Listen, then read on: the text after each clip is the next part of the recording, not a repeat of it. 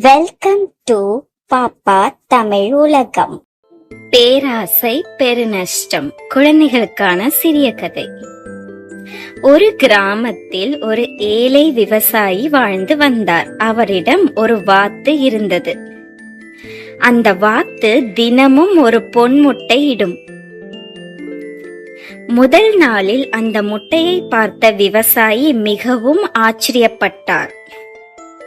அதை விற்று நல்ல பணம் சம்பாதித்தார்.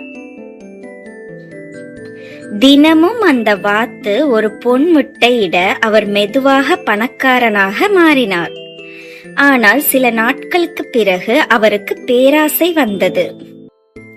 இந்த வாத்து தினமும் ஒரு முட்டை தான் இடுகிறது. இதன் உள்ளே எல்லா பொன்னும் இருக்குமே. அதை இப்போதே எடுத்துக்கொண்டால் நான் இன்னும் சீக்கிரம் பணக்காரன் ஆகலாம் என்று நினைத்தார்.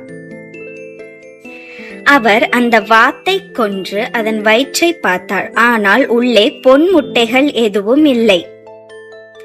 அந்த நாளிலிருந்து அவர் தினமும் கிடைத்த பொன் முட்டைகளையும் இழந்துவிட்டார். மீண்டும் ஏழையாக மாறினார்.